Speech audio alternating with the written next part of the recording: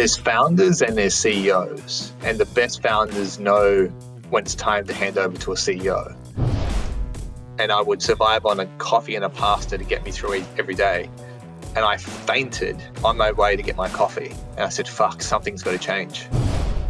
I think when you're so obsessed over an idea that you have, you become unstoppable. This episode is brought to you by Nail It and Scale It, the world's leading fast growth program for businesses. If you have ever wanted to grow your business faster than what you can right now, if you need to make more revenue, if you need more leads, if you need more clients, if you need to know how to plan your business in a strategic way in order to hit big goals, if you need to learn how to scale your business and grow your team and your business so that you have more freedom, then this program is for you. Imagine 3 days immersed with me where we cover all aspects of business, but we do it from an immersive but also an execution standpoint. We execute every step of the way, and we're looking at 5 key areas. We're looking at your psychology, we're looking at your marketing, your sales, your leadership, and we're looking at your planning and how we integrate these 5 key areas to grow your business and your brand quickly. So if you'd like to find out more information, kerwinray.com. Ladies and gentlemen, it is my absolute pleasure today to welcome to the studio, the Unstoppable Studio, that has been decentralized. We're now completely global. We're now completely digital. But it is an absolute honor and pleasure to welcome. Now, get this, ladies and gentlemen, Stevan I knew I was going to fuck this up. Premutico. Hello, Kerwin. There we Good go. to be here, mate. Mate, great to have you on, mate. And yeah, real pleasure, especially during these times. I know it's a little, like, it's kind of interesting because for some people it's like, well, is it actually a challenge or is it now actually more convenient? You know, I'm finding personally, I'm becoming a lot more efficient with, conversations, communications, and I'm actually finding that I'm more efficient now, but I actually have a little bit more time. Like, what are you finding, mate? I'd say the productivity has increased materially. Yeah, right. But I'm a touchy-feely leader. So I need to me feel too. my people. I need to see them. Yeah. I need to be surrounded by the Yeah. noise and the buzz that happens in an office. So I do miss that. Yeah, no, as someone who, loves people, I can completely relate. But I have to say, and we'll dive into the conversation shortly, I am flabbergasted though with the amount of conversations that people had that weren't required, that have now literally fallen away and created this level of, for us anyway, this level of streamline in comms that is fantastic. But mate, I've got to say, first of all, thank you for being here, mate. You're you've got an incredible track record, as I've already mentioned. You are this incredible. You founded Dimmi, which is now known as The Fork. And your story is actually pretty incredible because you're obviously you're a household name now here in Australia with Dimmi. But what I'm curious to know is more about the story behind Dimmi and how that came to be, because most people may not know you personally, because I know you keep a pretty low profile, but they would know Dimmi. But I'm curious to know, how did you actually get to Dimmi in the first place? So what's the story, mate? Where did it all begin? I get shivers even thinking about it, Kerwin. But Yeah, I saw that. So I was in the hotel game. So I was a director of marketing for Hilton Hotels, running 30 hotels across London. So there I was, a little Aussie, larrikin, 25-year-old kid. And I walked into my boss one day and I said, Mike, I think we should be doing this and this and this and this and this. And he turned around to me and he said, Steve, I think you're right, but at Hilton, things take time. And that just hit me like nothing else. And the next day I had my performance review with my boss, and that was in Madrid. And I jumped on a flight. And as I jumped on that flight, rather than writing a justification for a pay rise, I wrote my resignation letter. And I walked into my to my boss that day, and I said, Cynthia, I've got to go. And she said, but so where do you need to go? And I said, Cynthia, I've just got to go. And in that moment, I quit. And the crazy thing was that I didn't know what I wanted to do. I didn't have a job. I didn't have anything else lined up. But I just knew that I was on this planet to do something else, to do something bigger. And that's where my startup journey began. So for the next year of my life, I lived in an attic and I conceptualized what became Dimmi. And that was just a crazy, 1 year, 20-hour days, surviving on no money, no income, So you literally were desperate. living in an attic, like just brainstorming like a recluse every day. Like, was And this a I beautiful mind? Like, what did it look like? I'm curious. what it looked like was that the only thing I had outside my window was garbage bins, and I could just see rats, in Maida Vale in London. And mate, it was crazy because I think you've got to be at a particular stage in your life where you can do that. So I just put everything on the line, and I said, I'm going to go for this. And I quit.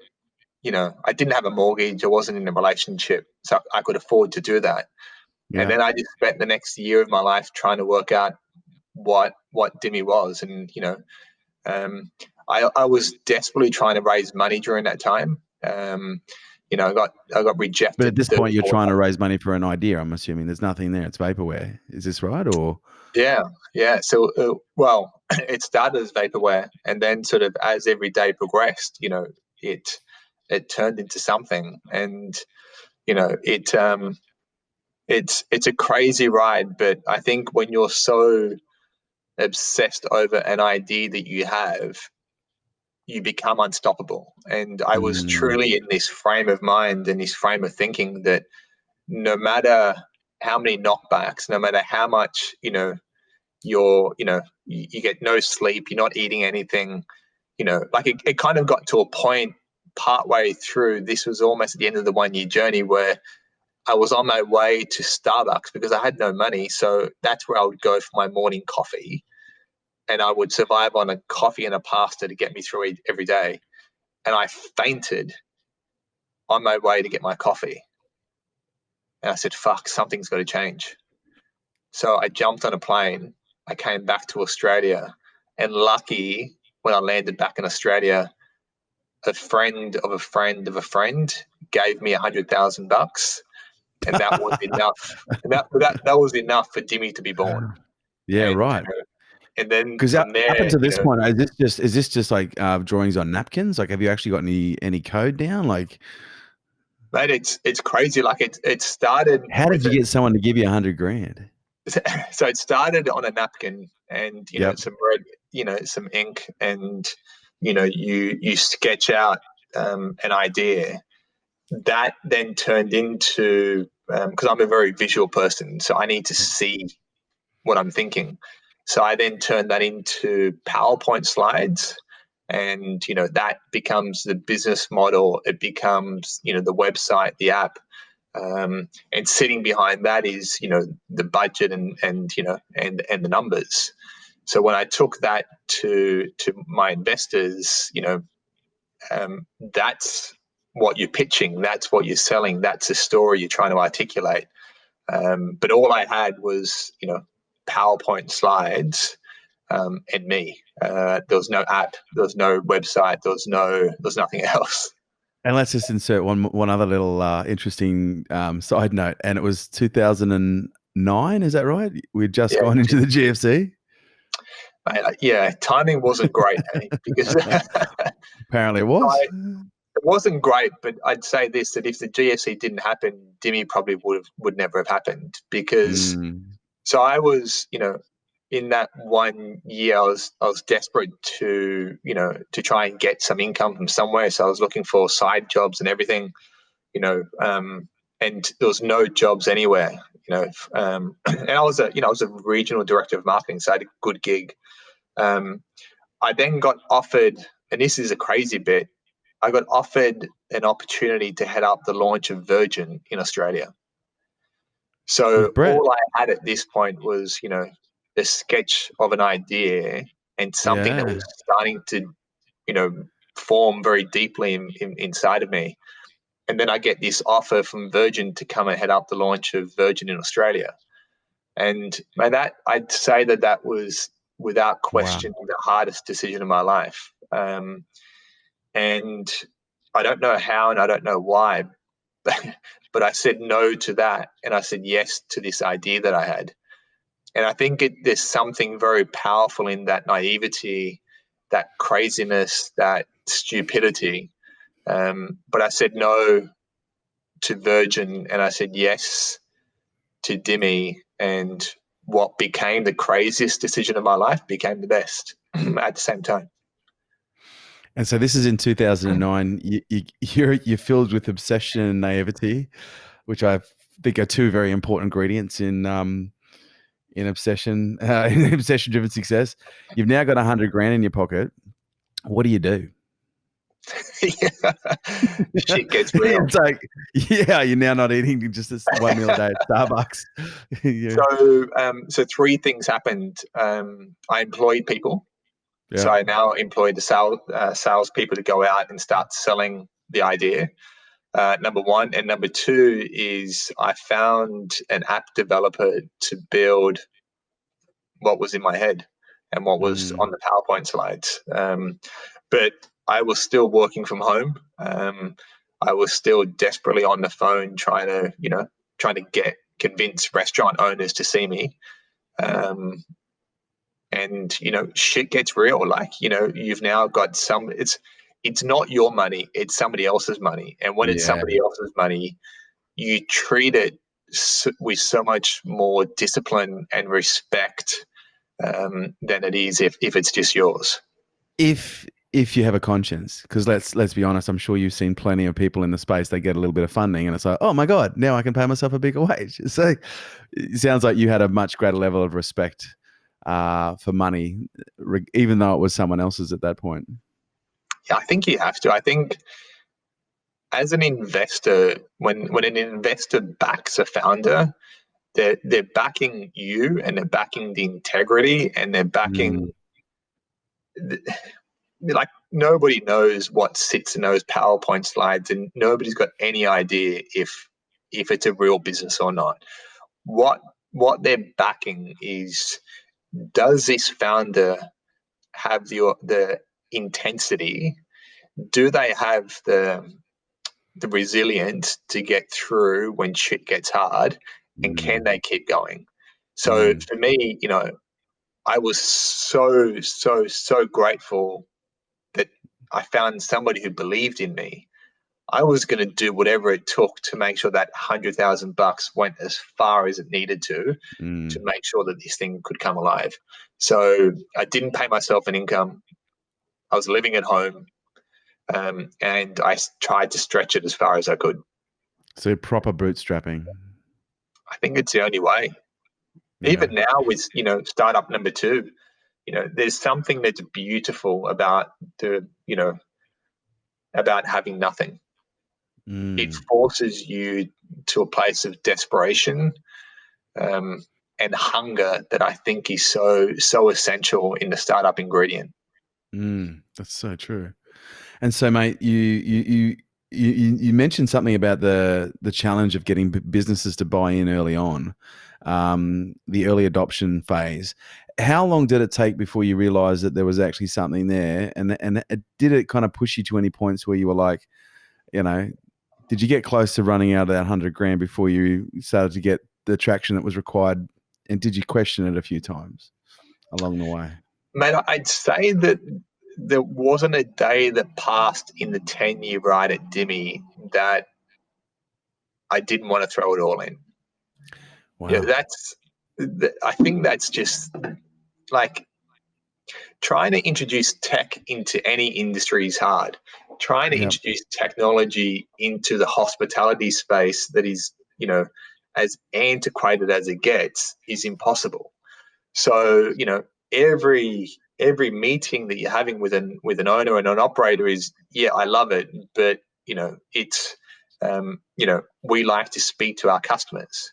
So they couldn't get their head around the fact that customers hated calling them to make a booking, sending an email and never getting a response. So we had to bring them on that journey, and that was a tough slog. So there was never a day that passed in 10 years where, because, it's a lonely ride. You're in it with an exceptional team, but at the end of the day, you're in it on your own. And, you see the guy in the surfboard on his way to the beach, at 5 o'clock in the morning when you're going to the office, and you question yourself, man. You go like, why? Why am I doing this?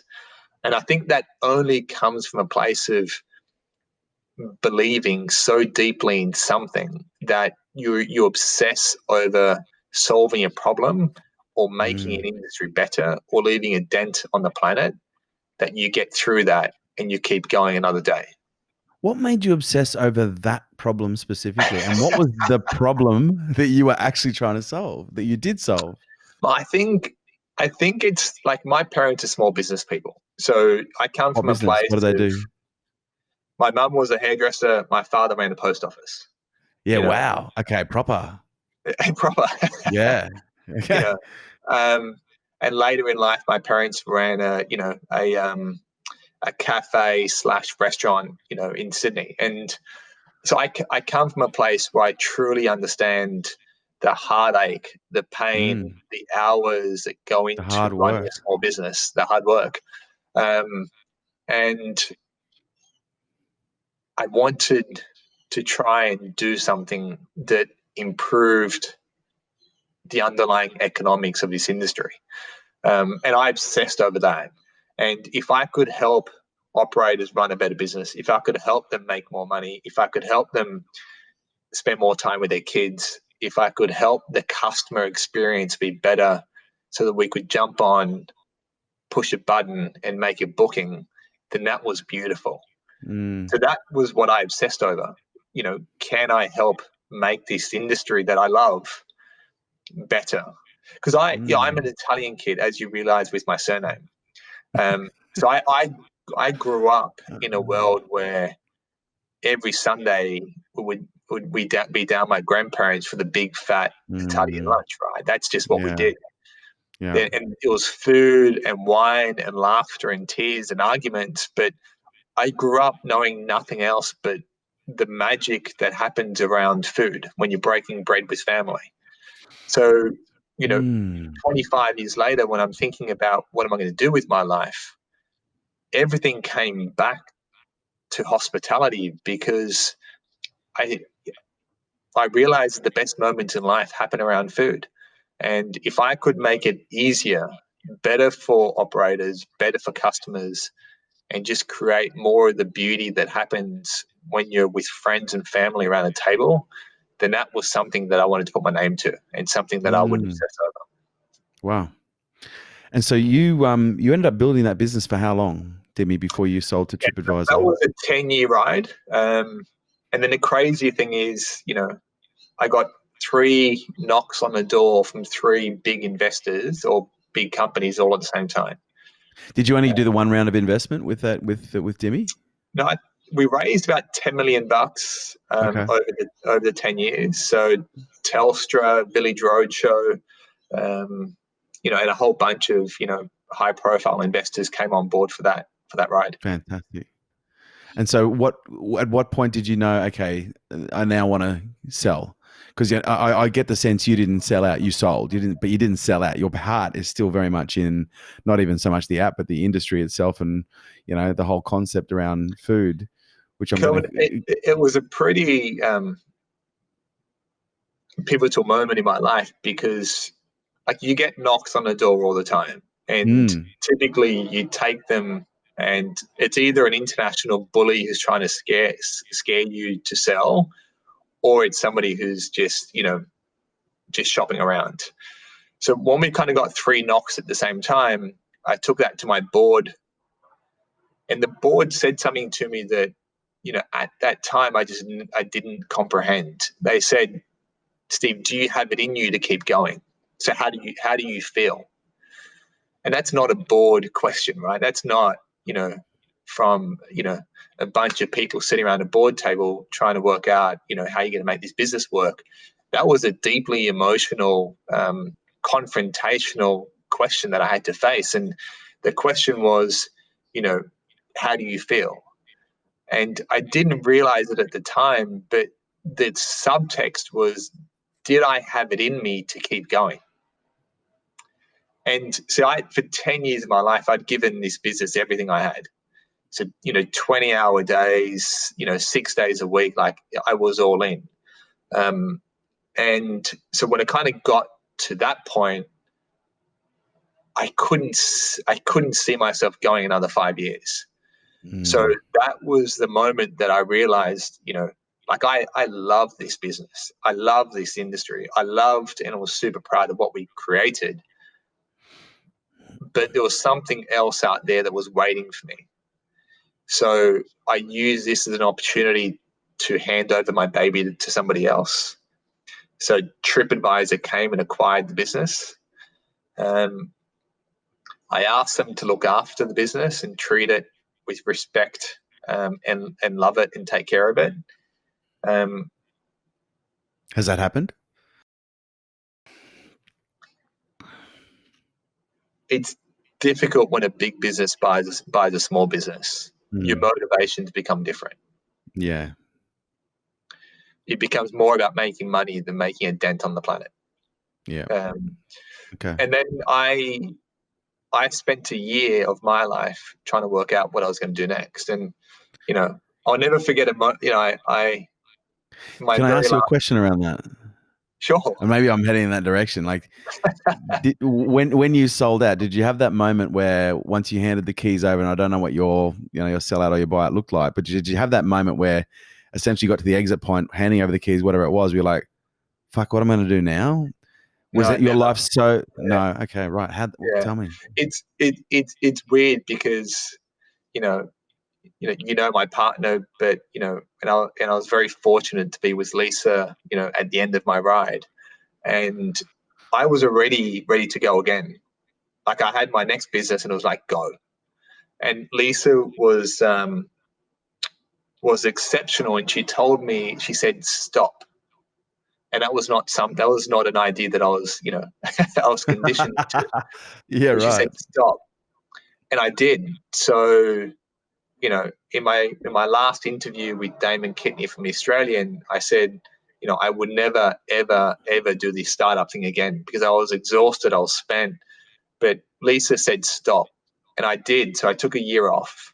I went and did the Camino Santiago, which is this crazy 1,000 kilometer 30-day hike across Spain. And it's amazing when it's just you and your backpack, no phone, no connection, for 30 days. And it's left foot, right foot, left foot, right foot. There's a beauty in that. And, that was a remarkable moment in my life because I could close one chapter and start to craft the next. And that was, through that journey, I realized a couple of things, but more than anything else, I realized that I'm a startup guy. It's what I'm here to do. And I obsess over using tech to make the world a bit better. And, the industry that I'm deeply obsessed around and I love is the hospitality game. So I want to use tech to make this industry better. So I did 30-day walk across Spain. I came back and I went and hung out, which is where I think you are now in Byron Bay. We've got a place in Bangalore. So I went and hung out in Bangalore Oh, for beautiful. a few weeks. And I had 34 ideas and I just locked myself away and I sketched every idea out. And I started to feel into what I wanted to do for the next 10 years of my life. That was the journey that I went through. And when was that? So that was 3 years back now. Okay. And where did that sketch session get you? Where are we now? 34 ideas that I deeply believe in. One that I think can make this industry better. So I started a company called me&u. Me&u, if you think about all of the experiences we have in pubs, cafes, and restaurants, there's three things that are common. The first is that we inevitably stick our hand up in the air trying to get attention from the waiter. We inevitably spend 3, 4, 5, 6 minutes at the end of the meal hanging around to pay the bill, to split the bill, the awkward tipping moment. And then, we kind of, we hang out at a bar in a queue waiting to order a beer. So I kind of looked at all of that and said, well, the world's changed. I can get in and out of an Uber and not have to exchange cash and card. Why can't I have an amazing meal and just get up and go? Why can't I sit in a pub and just, get a beer delivered to my table? That's ultimately what hospitality is. So I started a company called me&u, which is centered around, creating that experience, getting rid of the friction, getting rid of the shit, and allowing people to have, better experiences that, don't result in us losing time, paying the bill and the shit that doesn't matter. I've been lucky enough to, get an exceptional team around me, an exceptional board of directors and advisors and investors, including people like Justin Hams, William Easton, who's a boss of Facebook, Cliff Rosenberg of Afterpay. So, an exceptional board of directors and investors, and, together we want to solve this problem and hopefully have a second crack at making this industry a bit better. And so in terms of where you are, that crack, because as soon as you said, like sitting down, having a meal and then standing up to leave, like the Uber of restaurants or having a beer delivered, I was just like, all of a sudden I was like, that just makes so much sense. It's that friction. Even sometimes just sitting there, the amount of businesses that have that friction of needing a team member to go to the table to ask if someone wants a drink when they probably would have had 3 drinks if someone had just gone there. Yeah. So in terms of how you're removing that friction using technology, are you at that development stage yet, or is it still a little conceptual? Let me go back a step quickly, Kerwin, if I can, then I'll answer the question.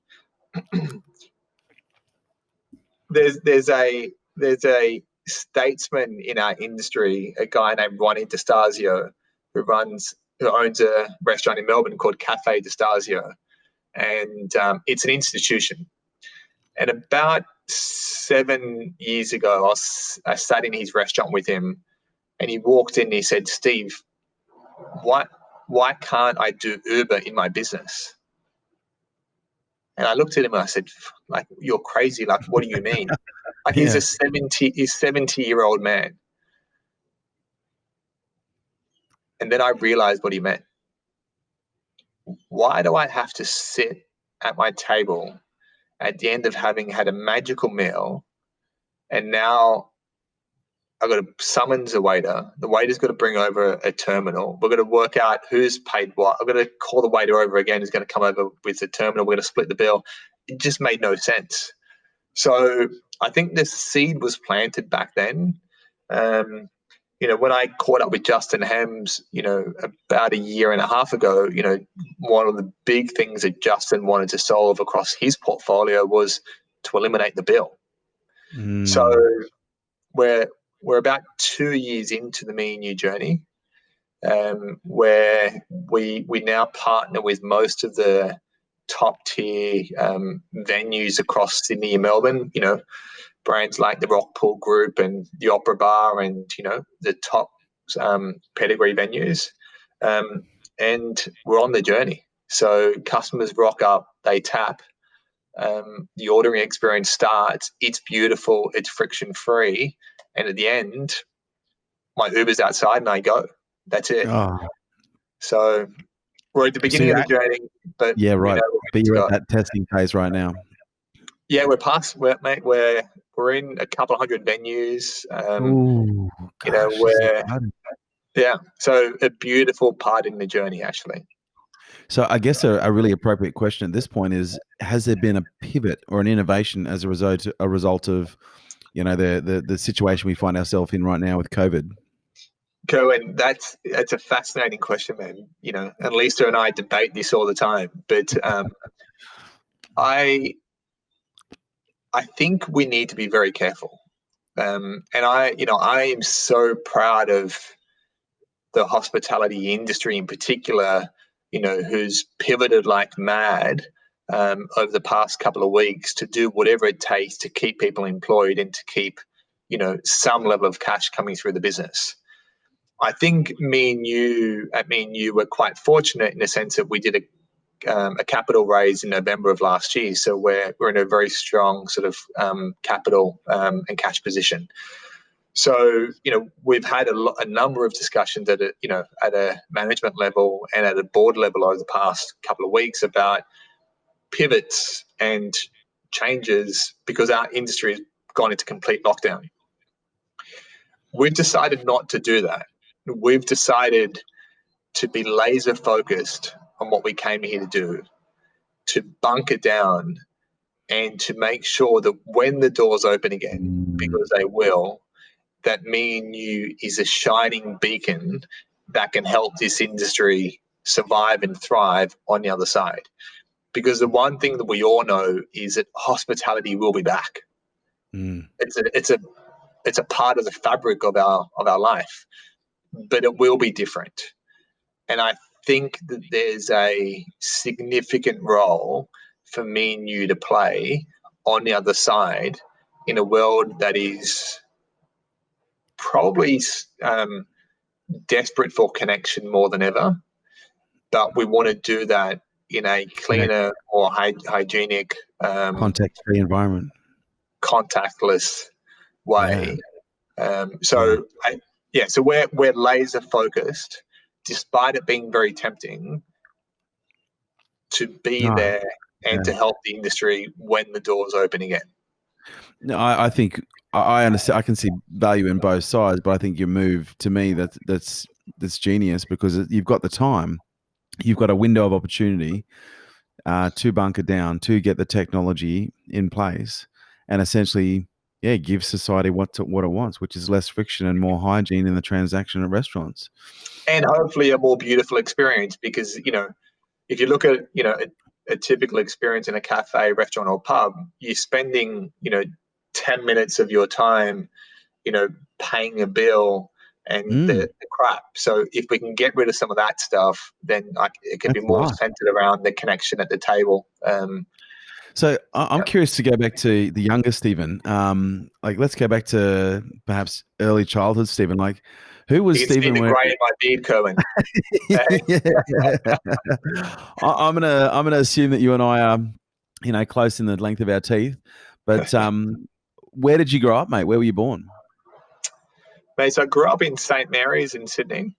So in a sort of western suburbs of Sydney. I grew up in a family that had nothing, but we had everything.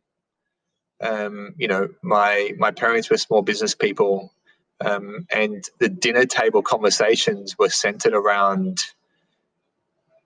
you can do anything that you want to do in life as long as you're willing to work hard enough.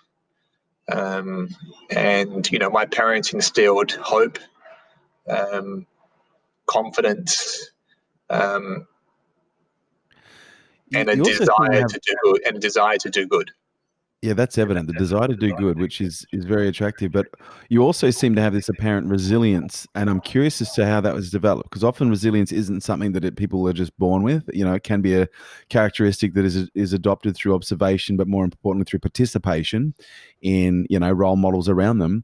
I'm curious from your experience, like, where did yours come from? Was it sport? Was it the discipline of being made to sweep hair in a hairdressing salon every day? Where did that fundamental intrinsic drive come from? So my father was one of those typical Italian fathers who would be on the side of the soccer field screaming for the entire game, right? Yep. So no matter how good you were, you needed to do better the next game. Yep. So one of the beautiful things my father instilled in me since I was a kid was this idea that the bigger they are, the harder they fall. So I'll never forget, as a kid, I was playing professional football, soccer. I was playing at the top level I could for my age. And it was my arch nemesis, a guy named Daniel Watkins, who, I was a fullback and he was a striker. So the only thing I ever cared about in the entire season was blocking him out. Like he was a Goliath. And before a game, I would give him death stares. I would try and out-psych him. Like it was game on. My father always said, the bigger they are, the harder they fall. So despite the fact that this kid was, a million times bigger than me, so much stronger, he was more experienced, he'd been playing the game for a lot longer, I wasn't scared of him. I knew I could take him on. And I think if I applied that to business, when I had little startup Dimmi, and OpenTable, the $2.6 billion gorilla, came from America and came to squash us. You don't connect the two dots, but in the back of my head, my father is there, and that belief that he instilled in me as a kid, that the bigger they are, the harder they fall, means that you're not scared. It means that rather than you and the team sort of saying, we're not good enough, these guys are going to squash us, you step up, you go to a new level, and it's game on, and it's a battle. And, there's no doubt in my mind that when OpenTable came to Australia and they threw everything at us, they tried to buy us, they tried to squash us, they tried to buy our customers, they didn't touch us because we stood up, we weren't scared, and we were resilient. And I think a big part of that is owed to, my soccer days as a kid. So you mentioned something quite quite subtly but quite profound. You're a professional soccer player. Yeah, so at the age of 18, I was playing representative football for my state and for my club. And I'll never forget this moment, but one day at training, my coach looked at us and said, and pointed to the big stadium and said, if you don't have dreams to be in there playing for your country, you shouldn't be here. So that night I went home, I sat in front of the fireplace, and I said to my dad, it's over. I'm not going to play football anymore. And I broke his heart, but I knew it wasn't while I was on the planet. I wasn't here to play soccer. Yeah. I was here to do good and to make a dent in the planet in some way. And business was my avenue to do that. So I quit soccer that day. And for the rest of, my career, I've been obsessed over how do I solve problems? How do I make a dent? And I never wanted to regret that decision. So, I'm a big believer that you make decisions, you back them, and you go with them. And I knew that if I was to apply myself in business and make something of it, I would never regret that decision that I made. And, I hold true to that today. So I quit that day and I went deep into my When did you start your soccer career? How old? Under 5? I was a bit later than most. I started at 10. Okay. So from 10 till 18. And was that, because obviously to get to a professional level of soccer, even in Australia, that's not necessarily something that comes easy to a lot of people. But was your training regime for soccer, was it quite disciplined? Was it quite structured? Yeah, three to four times a week, Where, I guess the question I'm looking for is, outside of soccer, where else did those kind of structures show up where you had to consistently show up and perform at a high level? Was it just on the soccer field? That's a good question. I think I didn't realize it at the time, but ever since I was at school, I had startups on the side. So I've always been in this place of wanting to solve problems and wanting to do things. So, as soon as I graduated school, I was working and trying to get a startup up and running on the side. And, my very first job, as soon as I got out of school, I was working for a very successful Aussie entrepreneur. And I went to a seminar I heard him speak, and I fell in love with this guy. I loved what he stood for. So I wrote him a letter, and I asked if I could be his PA. As crazy as that sounds, I just wanted to learn. And I was obsessed over learning and development and growth. And he gave me a job as a intern, or work experience, and I did that for 4 weeks. And at the end of 4 weeks, he offered me a job, and I said yes under one proviso, and that is that I got to sit in the office that was just next to his.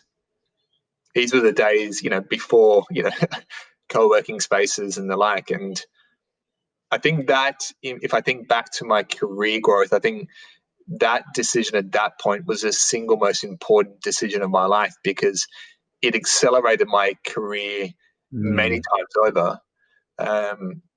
Because I heard every phone chat, every meeting.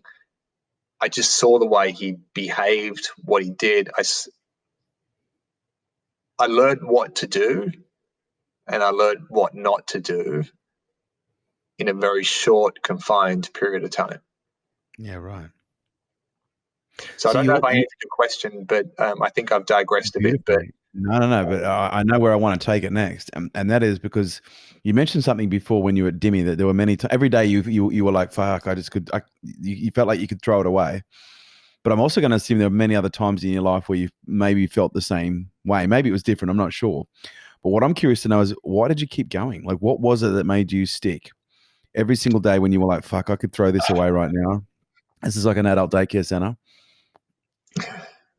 Kerwin, I think when you're not in it for money, I think when you're in it for something that's bigger than you, and you have a purpose and a conviction that is so big, and it keeps you awake at night, it wakes you at 4:00 in the morning. I think when you're fighting for that, you become unstoppable. And despite the loneliness, despite the international bullying, despite the, you're running out of money, you're losing staff members, despite all of that shit that happens in startup, because inside you believe in something so deep, it's difficult, if not impossible, to stop.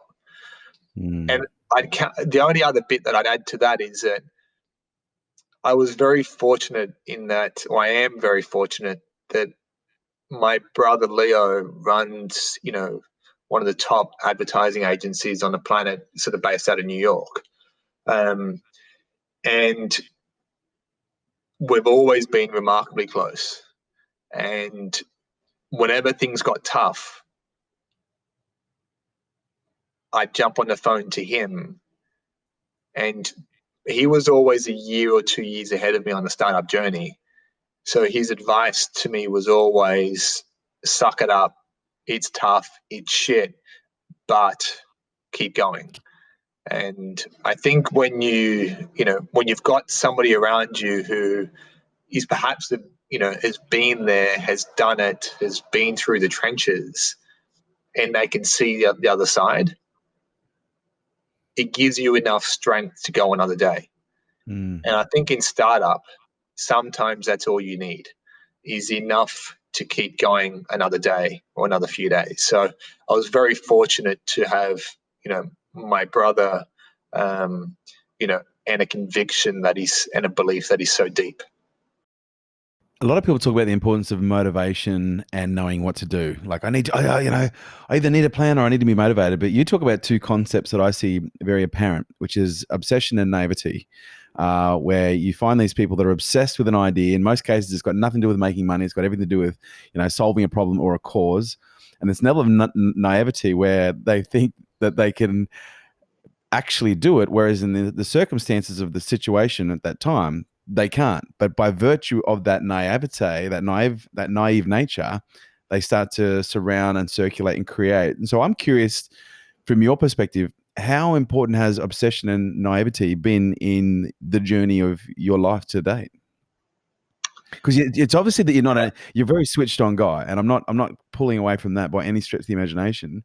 But I am curious to know how much of your life do you look back in retrospect and go, "Fuck, I was just having a go."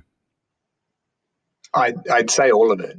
Like I no, but it's true. Like I do truly believe that an idea is sub 1% of a success story for a startup, and it's all about the resilience. It's all about the passion and the people that you surround yourself with. And if I wasn't naive, I would absolutely never have quit my job at Hilton. If I wasn't naive, I would absolutely have taken the Virgin job. Like there's so many times in my career where I think, you've got to be a bit ignorant, a bit naive, a bit obsessed if you're going to change something that's been a particular way, for hundreds of years. A lot of people now seem to talk about a concept that was made famous by Walter Isaacson in his book about Steve Jobs, where he discussed his ability to create this reality distortion field. Yeah. And I guess when you think about what a reality distortion field is, it's a combination of ingredients. There's a level of obsession, there's a level of ignorance, there's a level of naivety. But it's essentially a situation where we're able to distort the reality, not just for ourselves, to be able to see something that doesn't exist, but also to be able to distort the reality for other people, to be able to help them see something that at the same time doesn't exist. Is this something that you have found has been, because people often, they use it as something, Steve Jobs had it. And I've gone, well, now that I'm aware of it, fuck, I can think of 100 people, including myself, that use that have that's a part of their makeup on an almost daily basis. Some people would call it, creating a vision board, and other people would, just call it, something different. I'm curious for you. Yeah. I think the single most important thing that any founder can do, or the thing that we inherently do without realizing it, is that we articulate the vision, we believe in the vision, and then we find very practical ways of bringing that alive on a day-to-day basis. So for me, it's always centered around an obsession with the customer. So, when you've got a team that's, locked away in the office, day in and day out, as a founder, it's our job to connect that with how it's going to make lives better, how we're going to help make the customer experience better, how we're going to make, the lives of operators better. So the other thing that Steve Jobs did, which, he's very unique in this regard, he had a vision and an ambition that was bigger than anybody, but there was no level of detail that he missed. And I think it's something in that perfection of the big idea and the detail, and I think that's where the magic lies. The supply chain. I've always kind of had this belief that I never look at a man in isolation. A man is nothing more than an expression of his routines that are practiced on a daily basis. Some people would call them habits. I'm curious, do you mind if I ask how old you are, Stevan? I turned 40 2 weeks ago. Wow, congratulations, mate. 40. A weird way to celebrate 40, I tell you. Fuck you, in isolation. But I am curious to know, first of all, how did you celebrate your birthday? That's secondly. But firstly, routines. Like, clearly you've achieved a level of success in your life, both personally and professionally. One of the things I've observed that a lot of very high performing people will do is they'll typically engage in routines for a whole range of reasons. Some people will call it structure, some people will call it discipline. One of the things I've observed is when, decision-making fatigue is something that affects all of us. And the more the more we have to use our brain when it comes to thinking or talking or even consuming information, the less faculty we have left over for being able to think about, the more important executive stuff. So I'm curious for you, do you use routines to avoid decision fatigue, or just to make life easier, or just as a way of improving your life? And if so, like, what are your top 3 routines that you do every single day? Yeah, I don't know if it's being boring, but I'm a very routine driven person. Like, I've got to have my yoga. I've got to have my clear headspace. So I'm a man of routine. So the key things that I do that have become habit forming for me, is number one, I'll wake at 4 o'clock most mornings, because I need the couple of hours before life starts to get ahead, to think, to plan, to be creative. Because I find that once the day begins, that you're in a whirlwind and you kind of lose control over that to an extent. So waking early has been very important for me, number one. Number two, and I learned this the hard way through Dimmi, is I lost my balance. So I'd put everything into me&u. So into Dimmi. So the second thing that I've found to be critical to my ability to be a great partner, but in particular to be a great leader, is my yoga.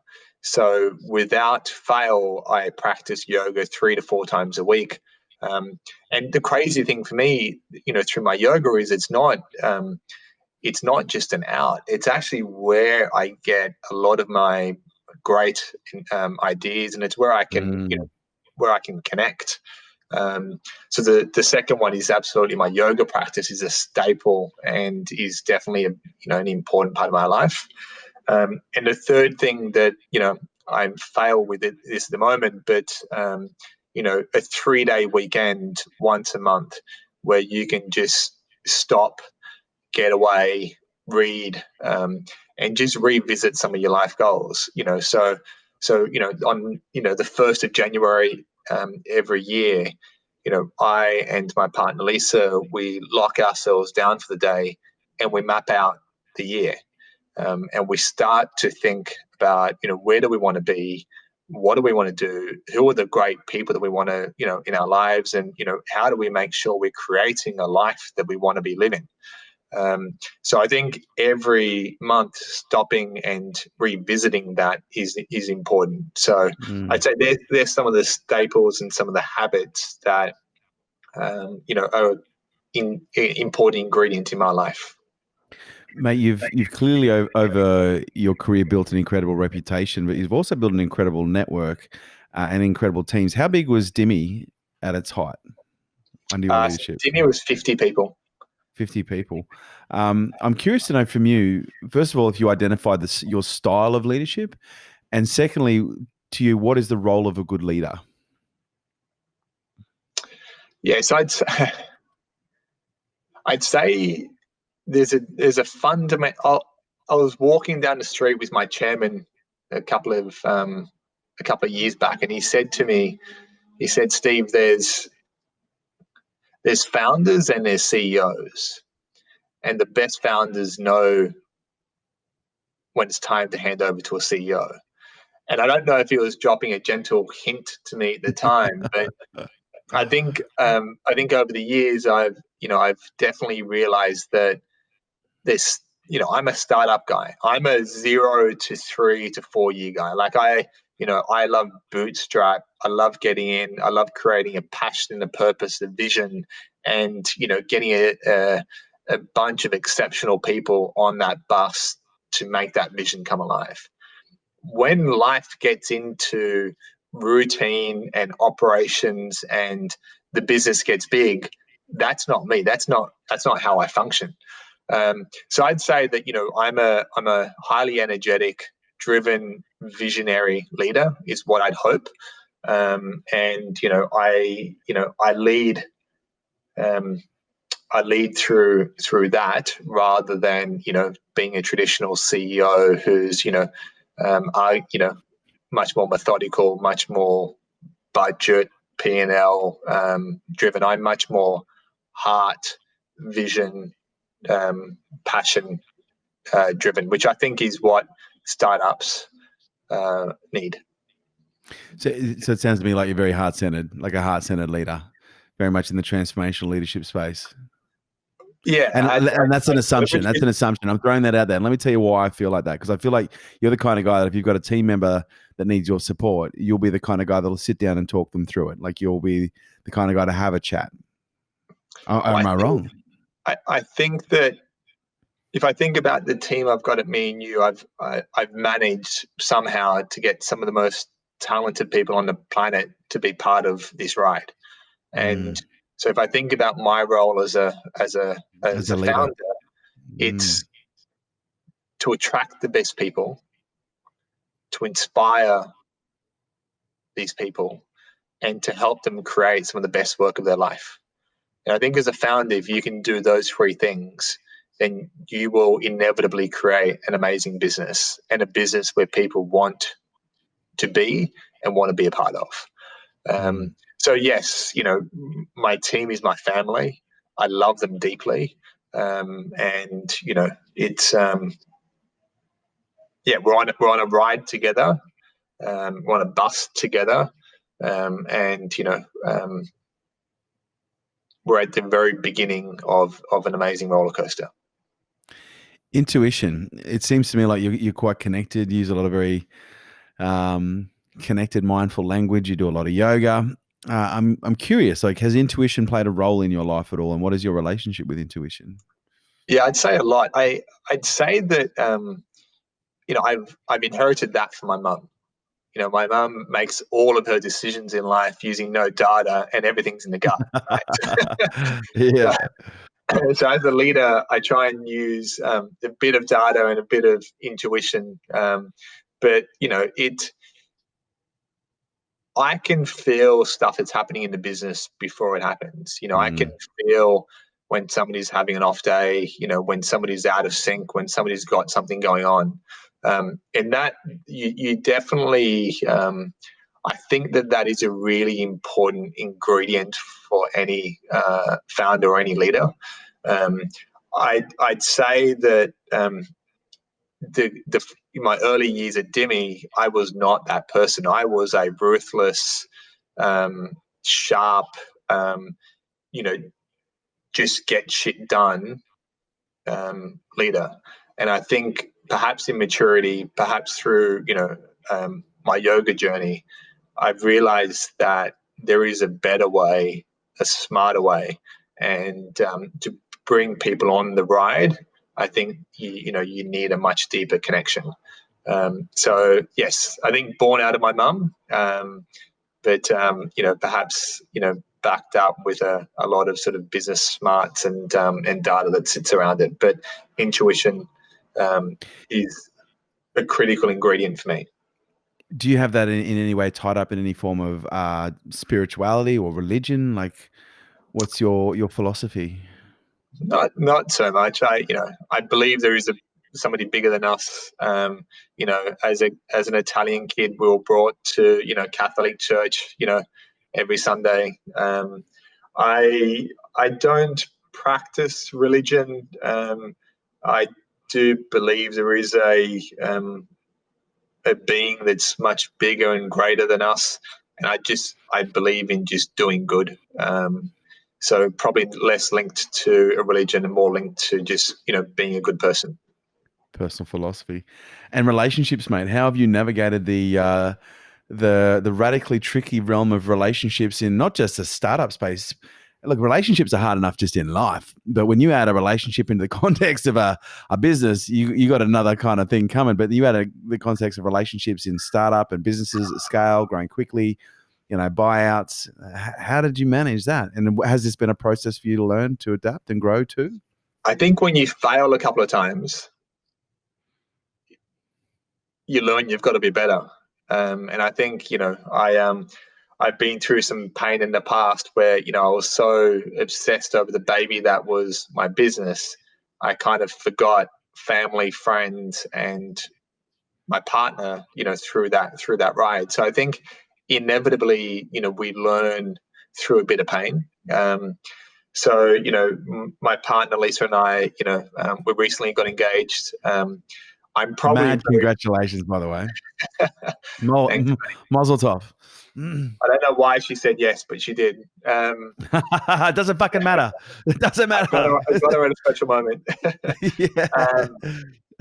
I'm very fortunate in the sense that I have a truly remarkable person who shares very similar values to me, and knows what I'm going through, because she's also a like-minded, bit fucked up, crazy entrepreneur. So I think there's a level of empathy and understanding that I think forms a foundation of a healthy relationship. Number one. Number two is the values that we have are deeply connected. Like we're deeply rooted to family and friends. Like that's just such an integral part of our life. Being good people. So we're surrounded by values that connect us. And I think the third thing that we've learned together is, because we're big picture people and because we're both entrepreneurs, inevitably it can result in every conversation, every dinner table conversation being around how can you solve problems? What about a new idea? What about this? What about that? So we've been very mindful of making sure that as every day clocks off, that we'll chat work for 5 or 10 minutes, but then that's it. So we get into the love and the relationship, and the business side we park to the side so that we don't end up in a relationship that's centered around business. So I think that's probably been one of the most important ingredients for our relationship. Yeah, right. And some good advice there, I think, for everyone at the same time. And yeah, I can echo that. I've learned some incredible relationships of not only what I do want, what I don't want, what to do, what not to do. And I think, relationships are a little bit like business. We work it out as we go. I only had this realization when we first sat down. I was like, because I've seen your photo, but it wasn't until we sat down, I was like, fuck, I actually remember you now. You actually were on level 11 Berry Street. What was it? Were you on Berry Street? That's right. We were, I don't know if you remember, but we were actually in the office right beside you on level 11. What fucking number Berry Street was that? Yeah, we were right there. 15, but yeah. Yeah. Wow. I remember because I think you guys at one stage had the office beside us. But anyway, that's where I now recognize your face. So it's wow. That was maybe, gosh, when were you in 77 Berry Street? 15, 20 years back, yeah. I was actually going to say 15, 20 years, but I didn't want to seem like I was a real old fella. But but we definitely are.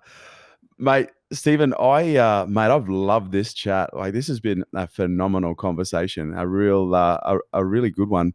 But I'm just curious. I want to ask my last question in a bit of a 360-degree multi-ordinate kind of fashion. And, sometimes people ask, what's the best piece of advice you'd give? What's the best piece of advice you've ever received?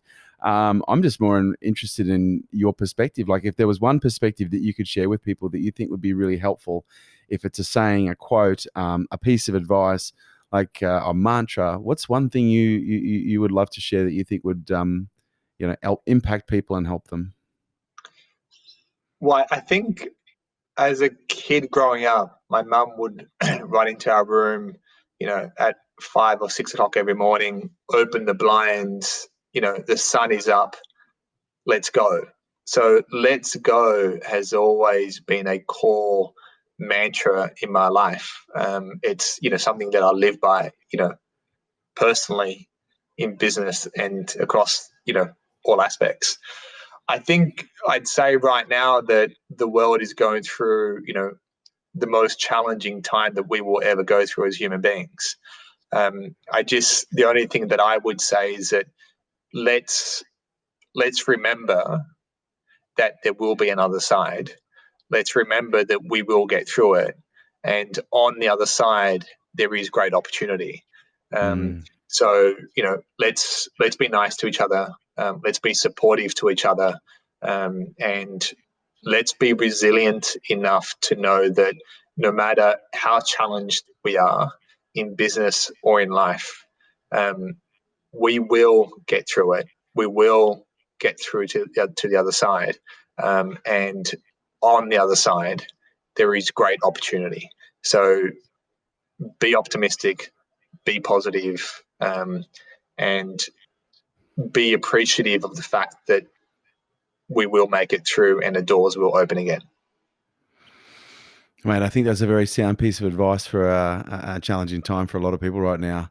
But mate, thank you. Thank you from myself, from my team.